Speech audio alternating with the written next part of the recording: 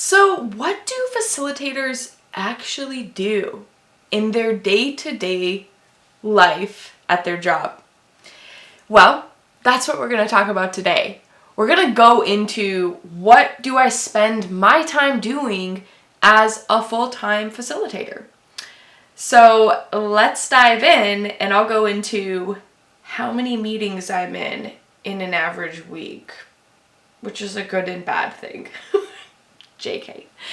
Hello everyone, my name is Malia Josephine, and on this channel I talk about professional facilitation careers, and my experience as I go along my career as a facilitator. So a little bit about me before I dive into the video today.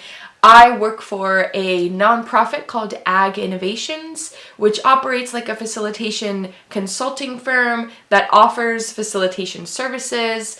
And really, I've been a facilitator for 8 years. I've been doing facilitation for 8 years, and my background is in urban and regional planning. So I do facilitation really focused on cross-sector, communities and people coming together to talk about the issues that affect their neighborhoods, communities, cities, regions, stuff like that. So what Ag Innovations focuses on is the natural resources, the environment, fire, water, food, and agriculture, which is just stuff that I love to talk about. I love the environment. I love sustainability. I love the earth, and what a awesome thing it is that my whole profession is based on addressing the most challenging environmental problems that California has, which is quite a lot. So that's what I do. That's what Ag Innovations does. And right now I am a lead facilitator. That's my job title, which that doesn't mean too much in the facilitation world because there's not a standardized career ladder within facilitation yet. Hopefully there will be as the field develops. But basically what that means is that I'm kind of at the associate level. I'm not at the junior level. I'm more at that mid-career level, but I'm also not at the senior level. Lead facilitator will mean different things in different organizations in different companies, but that is my current title. Okay, so let's go into what I do in my average week as a professional facilitator. Number 1, meetings. I am in, on average, 15 to 20 hours of meetings a week, which, yes, is about half of my work week.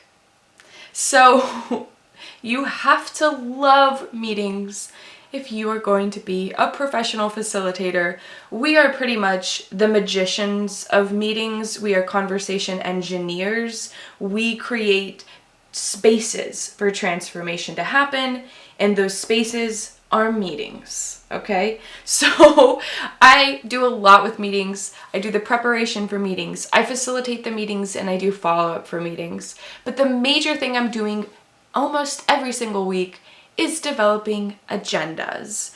And so what goes in those agendas are, of course, what the outcomes and the objectives are for the meeting. Then I identify activities that I could do in the meeting, like dialogues, reflections, brainstorming, and then I developed prompt questions to meet those goals. So that's what I'm doing a lot, is developing agendas and then actually facilitating the meetings. Let's move on to number 2.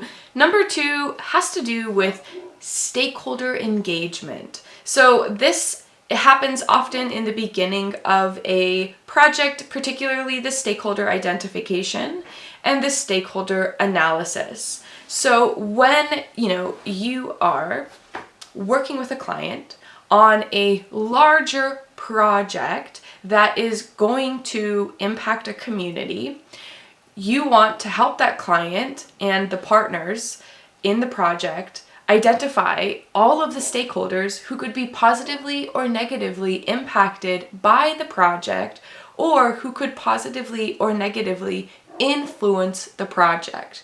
So this often looks like identifying the categories of the stakeholders. Are there neighborhoods Is there nonprofit organizations? Are there businesses? Are there social and equity considerations to the stakeholders? Is there government and agencies you need to be aware of? And after you've identified the stakeholders, then we would go into stakeholder analysis. So often we use a tool called the Power Interest Grid, which has its strengths and limitations. But some of the strengths of the Power Interest Grid is that it helps you to identify to what degree is this stakeholder interested or influential within the project, and therefore should be prioritized as we start our engagement plan, as we start to schedule meetings and invite people to meetings. So that is a key thing that I'm doing. I'm really working to develop long lists of stakeholders and then plotting them and analyzing where they fit in to how we design our stakeholder engagement plan, which I'll talk about in just a moment. Now, the third thing I am often doing a lot of is interviews. So interviewing often happens towards the beginning of a long-term project, and this is where one of the things I'll do is develop an interview protocol. In the interview protocol, we'll lay out the goals and the objectives of the interview, and this is where I will develop some questions, the questions I plan to ask people, and I'm really striving often to develop unbiased, objective, and open-ended questions. So when I'm talking with the interviewees, they can give me the full picture of whatever they think what their concerns are, what their needs are, what their interests are in regards to the project. And so what's great about interviews is that oftentimes you learn about new stakeholders that should be a part of the project, because they talk about other people that they know who would be interested or who could be impacted from the project. So moving on, we've done meetings, stakeholder engagement, interviews, and now we are on to the stakeholder engagement plan. This is oftentimes a deliverable in itself that you would promise as a client. The stakeholder engagement plan is where you bring all of your expertise as a facilitator to the table, everything you've ever learned, and you write out, depending on how long the project is, what your plan is. So this often will involve something that's called a process map. And a process map is the timeline for the stakeholder engagement plan, and it maps out the engagement activities that you plan to do along this timeline. So this is where you start thinking of the menu of activities. You have public forums, open houses, focus groups, workshops, multi-stakeholder convenings, interviews. How is it going to flow over the course of this project? Who should we talk to first? How should we talk to them? And then, what are the outcomes and the goals that we hope to achieve along this timeline, along this process map? So this is just something that's really exciting to do. And oftentimes it is changing. We do our best to develop a draft process map. And over time, as we learn new information about the needs of certain stakeholder groups, we'll have to change the process map.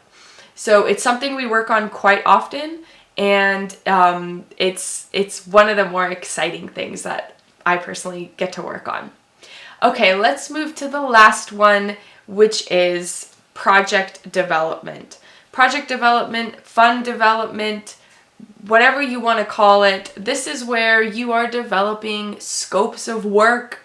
I am working on budget development. This is where we are laying out what are the deliverables that we're promising the client based off of what the goals are for the scope of work, and then figuring out what are the tasks that are going to be involved to fulfill completing this deliverable. What are the amount of hours that it's going to take to do those tasks to create the deliverable? And that's how we develop the budget. Then we know it's going to take 10 hours to develop this communication document. We know it's going to take 5 hours to prepare for this one workshop. so on and so forth. So this is such a key piece of being a facilitator. I mean, it just depends, I guess, on the company or organization you work for if you would do this part. But facilitation oftentimes is a service that you're offering clients. And so really having this more kind of business skill set is going to be a key thing. So those are some of the things that I do on an average week in my job. It is certainly not an exhaustive list. I do so much more than those things, but this is what I could fit in a 15-minute video.